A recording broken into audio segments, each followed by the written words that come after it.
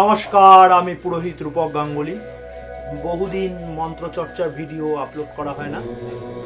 আমি সাধারণত আপনারা জানেন অডিও ভিডিও দিয়ে থাকি, ভিডিওতে আসি না। অডিও মানে ভয়েসে ভিডিওগুলো দিই, কিন্তু কিছু কিছু ভিডিওর জন্য আসতে হয়, যেগুলো কিছু নিয়ম কানুন দেখানোর বিষয় আছে।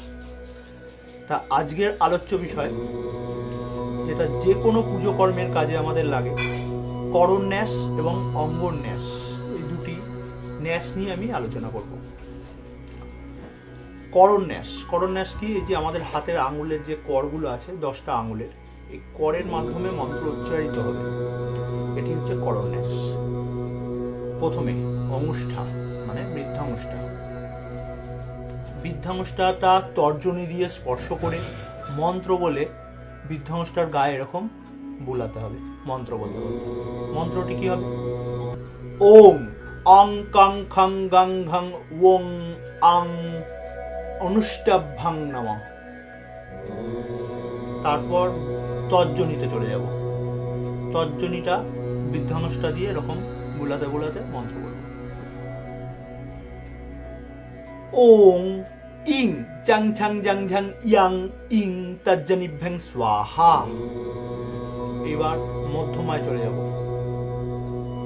ওং উং টং ঠং ডং ঢং নং উং মধ্যমাভ্যাং বষট। এবার অনামিকায় চলে যাব। ওং এং তাং থাং দাং ধাং নাং ওইং অনামিকাভ্যাং হুং। এবার কনিষ্ঠায়। ওং ওং পং ফং বং ভং মং ওং কনিষ্ঠাভ্যাং বৌষট। ওং অং জং রং লং বং সং সং সং হং লং খং করতাল পৃষ্ঠাভ্যাম অস্ত্রায় ফট। এটি হলো করণ ন্যাস। হাতের বিভিন্ন করের মাধ্যমে এই ন্যাস করা হয়, একে বলা হয় করণ ন্যাস। বিভিন্ন পুজো কর্মে এই কাজটি অবশ্যই কর্তব্য পালনীয়। এবার দেখাবো অঙ্গন ন্যাস। বিভিন্ন অঙ্গের স্পর্শ করে ন্যাস যেগুলো হয়। সর্বপ্রথম হৃদয়। ওং অং কং খং গং ঘং ওং আং হৃদয়ায় নমঃ। তারপরে মাথায়, যেটাকে বলা হবে শিরসে।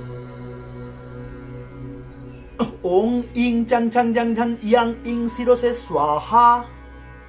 তারপর হবে শিখা, মানে আমাদের শিখা যেখানে থাকে, এই জায়গাটাই স্পর্শ করে বলতে হবে।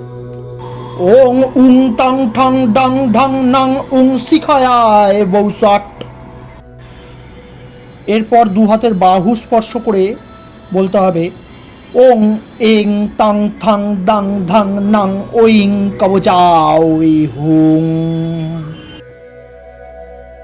এবং সর্বশেষ বলতে হবে চোখে, নেত্রত্রয়, 3টে চোখ, 1 2 আর একটা কপালে থাকে, এরকম ভাবে স্পর্শ করে বলতে হবে। ওং ওং পং ফং বং ভং মং ওং নেত্রত্রয়ায় বৌষট। এবং সর্বশেষ ওং অং জং রং লং বং সং সং সং হং লং খং করতল পৃষ্ঠাভ্যাম অস্ত্রায় ফট। নমস্কার।